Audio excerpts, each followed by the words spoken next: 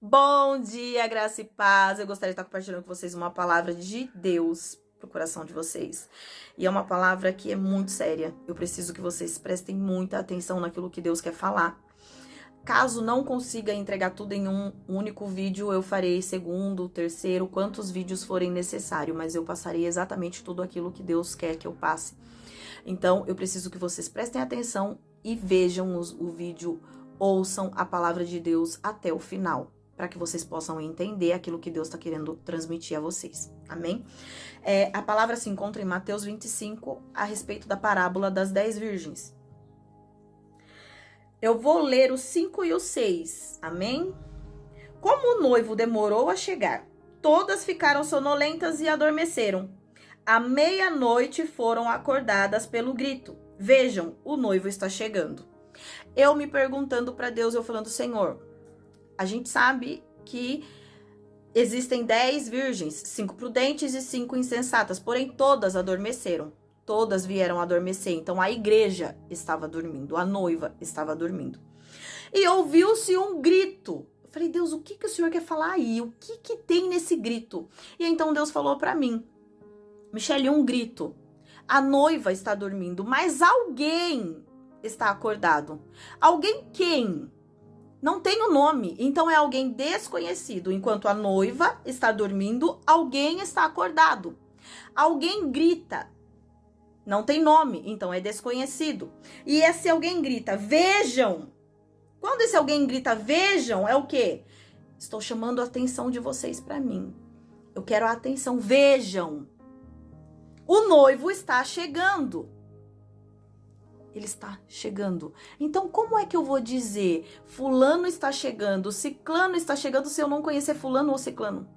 Então, é alguém desconhecido que está acordado, mas que está chamando a atenção e que conhece o noivo.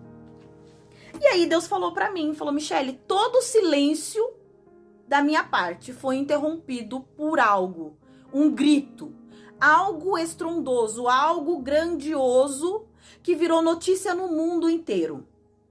Então Deus foi e me falou: José de prisioneiro, de um escravo que estava prisioneiro, eu o levantei como governador do Egito. Segundo grito, silêncio na terra novamente, e então um homem mata outro homem e fica foragido, foge do Egito. Moisés fugiu do Egito. Então um foragido é consagrado por Deus, o libertador do povo. É enviado ao povo para libertá-los. Terceiro grito, Radassa. Terceiro grito, o povo de Deus estava em perigo, o povo de Deus estava correndo risco de vida. Tinha um decreto com data marcada para matar o povo. E então Deus mostra uma carta na manga.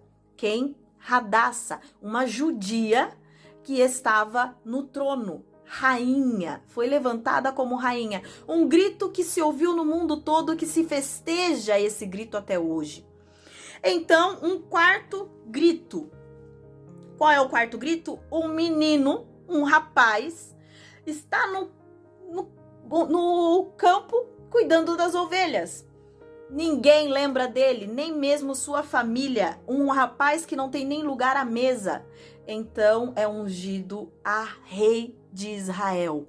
Um quarto grito que se ouviu falar no mundo todo e se fala até hoje. Algo extraordinário da parte de Deus. Então veio o quinto grito. O quinto grito, uma menina é visitada, uma jovem de 12 anos é visitada, e então o anjo diz que ela conceberá o Messias. Ela passa a conceber o Messias, ele nasce, cresce e seu ministério começa. Milagres e prodígios começam a acontecer. Então o povo se ira contra Jesus por conta do que ele prega, por conta da palavra dele. E então Jesus é levado ao Gólgota. Ele morre, é crucificado, morre. Mas ao terceiro dia ele ressuscita. Um grito que se ouve até hoje. Um grito que virou notícia no mundo inteiro, que até hoje se fala dele. Então um sexto grito. Qual é o sexto grito? O grito que acordará a igreja. O grito de alguém desconhecido, mas que está acordado e que chama atenção, mas que conhece alguém. Algo extraordinário da parte de Deus acontecerá para acordar a sua noiva. Aí nós vamos lá em Ezequiel 17, que diz assim, é 17, o 17, 22, o 23 e o 24 eu vou ler. O Senhor Deus diz isto: tirarei a ponta de um cedro alto. Qual é o cedro alto? Deus. Cortarei um broto novo, Jesus. O plantarei num monte elevado, no monte mais alto de Israel, Gólgota. Ele soltará galhos, discípulos. Produzirá sementes, palavra pregada. E soltará galhos, e soltará galhos e produzirá sementes, e se tornará um cedro muito lindo. Pássaros de todo tipo viverão ali e acharão abrigo em sua sombra. Todas as árvores do campo ficarão sabendo que eu sou o Senhor. Eu derrubo as árvores altas e faço as árvores pequenas crescerem. Pessoas desconhecidas. Pessoas que hoje são grandes, mas que Deus começará a derrubar. E os pequenos ele fará crescer. Eu seco as árvores verdes e faço as árvores secas ficarem verdes de novo. Eu seco as árvores verdes. Por que Jesus secaria uma árvore verde? Lembra quando ele seca a figueira que não dava fruto? Ele não secou aquela figueira porque ela não estava dando fruto naquele momento. Ele secou a figueira porque aquela figueira não dava fruto em momento nenhum. Eu seco as árvores verdes, aquelas bonitas, cheias de folhas, mas que não dá fruto em tempo nenhum. Eu seco as árvores verdes e faço as árvores secas ficarem verdes de novo. Um tempo em que Deus fará com que as árvores secas fiquem verdes de novo. Lembra de Ezequiel? Poderão reviver esses ossos? Senhor, tu sabes.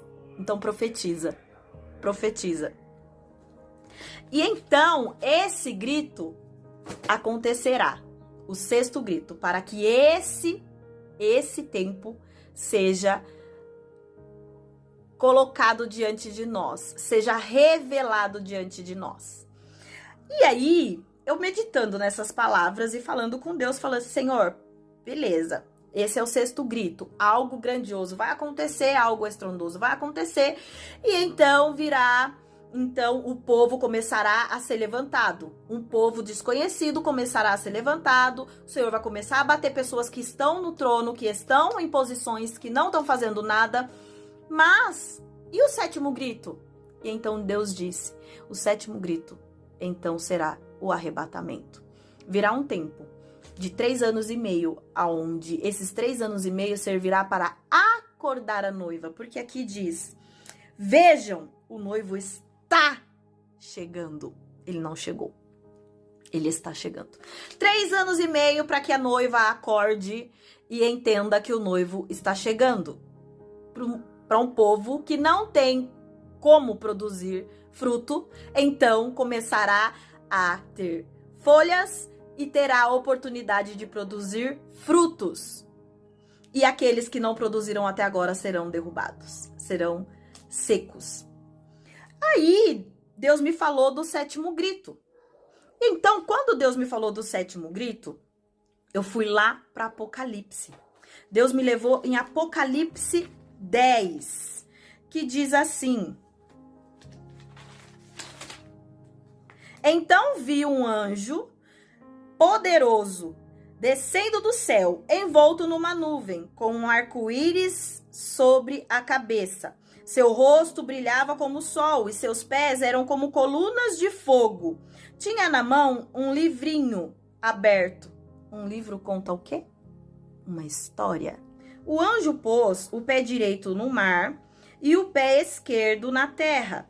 Deu um forte grito. O sexto grito. Amém? Um livrinho conta uma história, certo?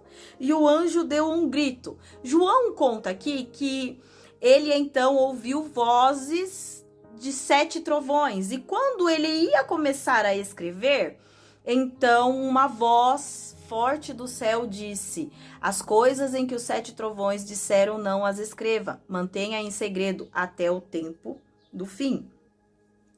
E aí no 5, então o anjo que via em pé sobre o mar e sobre a terra levantou a mão direita para o céu, jurou em nome daquele que vive para todo sempre, que criou os céus, a terra, o mar e tudo o que neles há, não haverá mais demora. Qual a função desse anjo? Uma história que acordará o mundo. Não haverá nada, nem ninguém que não entenderá que algo está acontecendo. Tanto o mar quanto a terra saberão que é chegada a hora. Não haverá mais demora. Então, João vê esse livro, né? Deus manda ele pegar o livro. E quando Deus manda ele pegar o livro, manda ele pegar e comer o livro. E aí lá no 10 diz assim: peguei o livrinho da mão do anjo e comi. Em minha boca era doce como mel, mas quando o engoli, tornou-se amargo em meu estômago. Algo doce. 3 anos e meio de algo doce, que acordará a igreja, que mostrará à igreja que Deus é poderoso, que Deus existe, que Deus está voltando, que Jesus a qualquer momento está chegando. Porém, existirá também mais 3 anos e meio de tribulação, que a igreja acha que não vai passar, mas iremos passar. 3 anos e meio que tornará amargo no estômago. 3 anos e meio que fará o povo ter um desconforto. Então, lá no Apocalipse 11, depois disto, recebi uma vara de medir. Vá e tire as medidas do templo e do altar de Deus. Conte o número de adoradores. Depois do tempo doce, virá o tempo amargo. E então virá uma ordem do Senhor. Conte, meça o templo, meça os altares e conte o número de adoradores. Jesus disse à samaritana que o Senhor estava em busca de verdadeiros adoradores. Então, lá no 11:4, essas 2 testemunhas serão 2 oliveiras e os 2 candelabros que estão diante do Senhor de toda a terra. 2 oliveiras. Eu me perguntei, falei: Deus, por que 2 oliveiras? Por que 2 candelabros? Me explica. E eu meditando nessa palavra, Deus falou para mim: o que a oliveira produz? Azeite. O azeite é necessário para quê? Para acender as lamparinas, para acender o candelabro, para acender a menorá, né? E aí Deus falou para mim: essas 2 testemunhas serão 2 testemunhas, 2 pessoas que pregarão o verdadeiro evangelho e que estarão incumbidas de pregar aquilo que a igreja não está pregando, de fazer aquilo que muitos não estão fazendo. Lembra de João Batista? Quando Jesus viria, João Batista antecedeu a vinda dele, pregando palavras duras, pregando para o povo. A mensagem de todo dia era: arrependam-se, arrependam-se. Ele chamava as pessoas de raça de víboras. Palavras que causam desconforto. É isso que essas 2 testemunhas vão fazer. Vão produzir azeite no povo. 2 testemunhas que virão para produzir o azeite necessário no povo. Mas, Michele, você tem certeza? Mas você tem certeza disso? Vamos lá para Daniel. Daniel 12 fala a respeito disso. Daniel 12:7. O homem vestido de linho que estava sobre o rio levantou as 2 mãos em direção ao céu, pronunciou um juramento solene que aquele que vive para todo sempre E disse: passará um tempo, tempos e meio tempo, 3 anos e meio. Quando o povo santo finalmente for quebrado, todas essas coisas se cumprirão. Mas, Michele, o azeite da azeitona é extraído quando a azeitona é espremida. Só que existe um azeite dentro do caroço da azeitona que só pode ser utilizado depois de quebrar o caroço da azeitona. Além de apertado, depois de extrair o azeite em que a azeitona é prensada, depois disso vem o caroço da azeitona, que tem que ser quebrado para que a castanha que há dentro daquele caroço, então, seja também apertada e seja extraído aquele azeite. O azeite do verdadeiro adorador. E aí, eu falei, Deus, mas peraí, por que de tudo isso? Aí no 10 fala isso aqui, ó. Muitos serão purificados, limpos e refinados por essas provações. Os perversos, porém, continuarão em sua perversidade, e nenhum deles entenderá. Somente os sábios compreenderão seu significado. Somente os escolhidos, somente os verdadeiros adoradores entenderão que todo esse processo, que todo esse sofrimento faz parte do plano do Senhor. E aí vem lá para Apocalipse de novo, falando a respeito das 2 testemunhas. Elas têm poder para fechar o céu a fim de que não chova durante o tempo em que profetizarem. E tem poder para transformar as águas em sangue e para ferir a terra com pragas de todas as espécies, quantas vezes desejarem. Eu falei, Deus, muitas pessoas que eu ouço falar dessa passagem falam que são Elias e Moisés.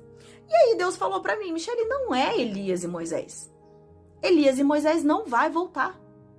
O único que voltará é Cristo. Mas por que então as pessoas acham que é Elias e Moisés? Porque Elias teve a autoridade de fazer com que não chovesse por 3 anos e meio. E Moisés teve poder para fazer a água transformar em sangue, virar sangue, e então também lançar pragas sobre o Egito.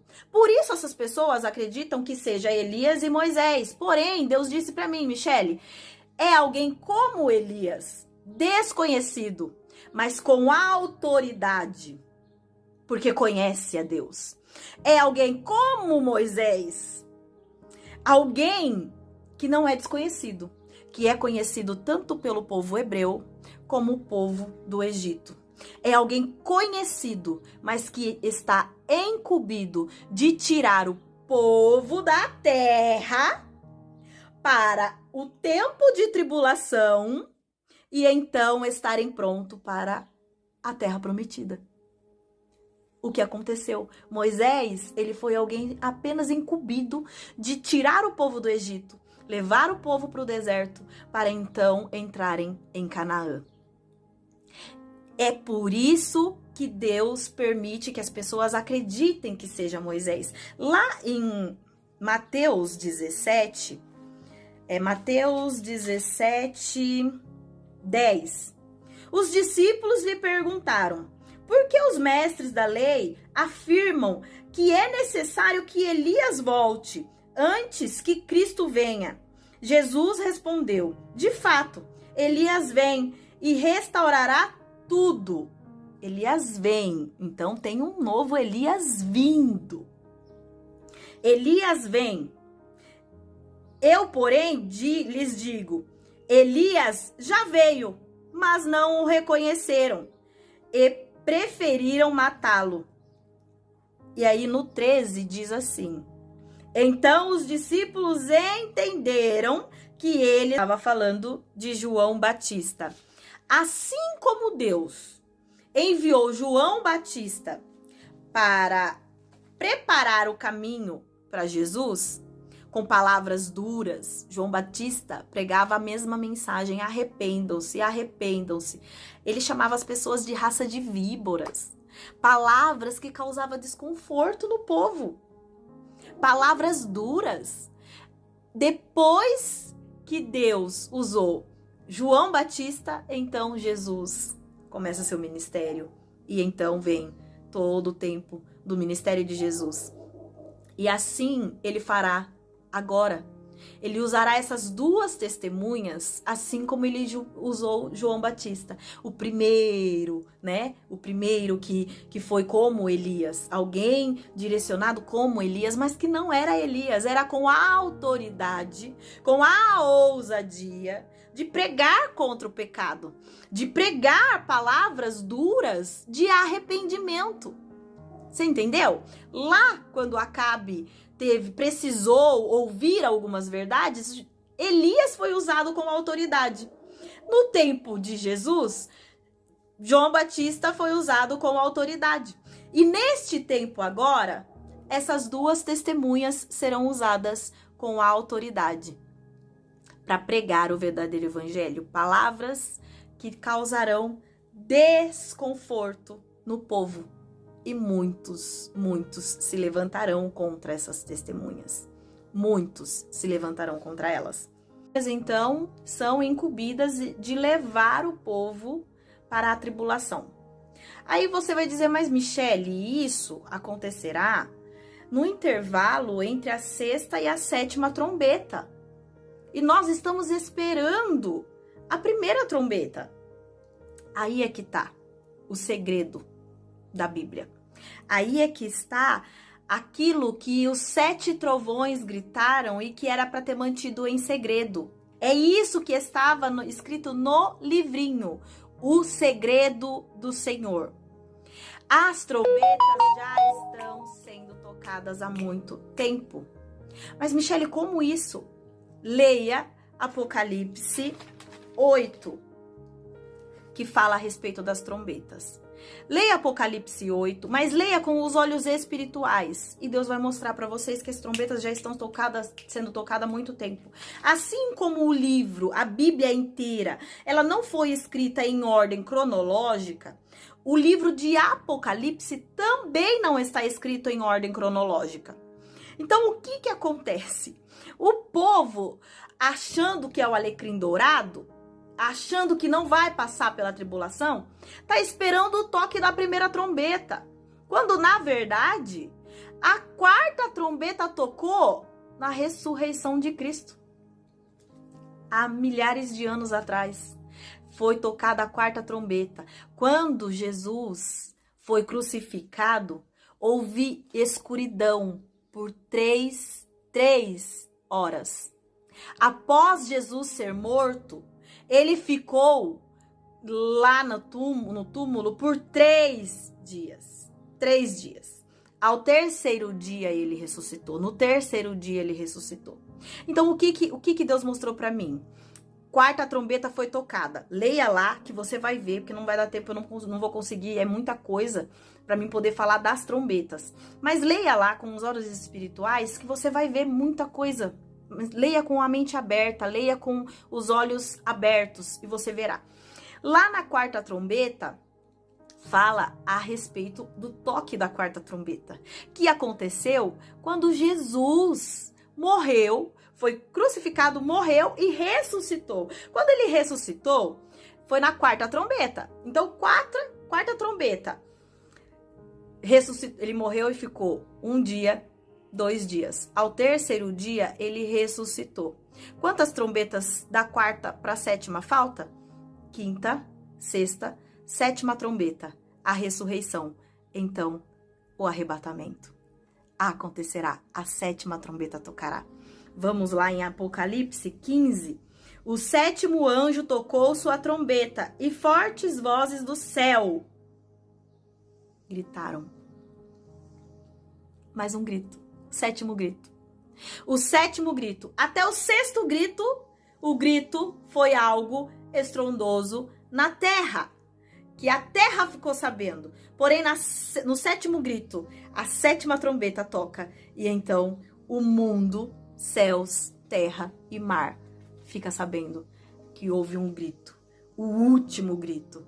A última trombeta. E o povo santo é arrebatado. Lá em Apocalipse 7. Tá vendo como não tá em ordem cronológica? Porque no 11 nós estamos falando do arrebatamento, certo? Lá no Apocalipse 7, Apocalipse 7:13 diz assim: Então um dos anciões me perguntou: Quem são estes vestidos de branco? De onde vêm? E eu lhe respondi: Senhor, tu sabes. Lembra de Ezequiel 37? Senhor, tu sabes? E ele disse: São aqueles que vieram da grande tribulação. Lavaram e branquearam suas vestes no sangue do Cordeiro. O povo santo chegando. O povo santo chegando para então ceiar com o Senhor. O povo santo, a igreja, a noiva do Senhor, então é arrebatada, é levada. E ali uma grande festa acontecerá. Um grande banquete acontecerá. O povo está esperando a primeira trombeta tocar, mas ela não vai tocar, ela já tocou há muitos milhares de anos. Nós estamos à espera da 7ª trombeta. É a 7ª trombeta que vai tocar. Não é Elias e nem Moisés. O único que voltará é Jesus Cristo. O único que voltará é Jesus. Amém? Eu espero que vocês tenham assistido todos os vídeos para que fique esclarecido o mistério que Deus manteve em segredo e aquilo que Deus quer que a igreja saiba, porque é hora de acordar.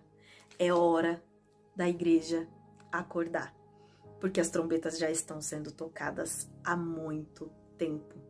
E chegou o tempo em que o Senhor começará a separar o joio e o trigo.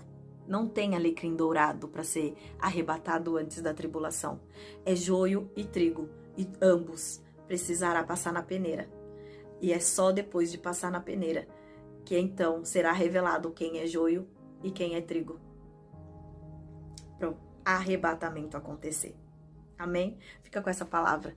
Que Deus possa edificar sua vida e que Ele possa ter aberto os seus olhos espirituais, porque estamos muito próximos do fim.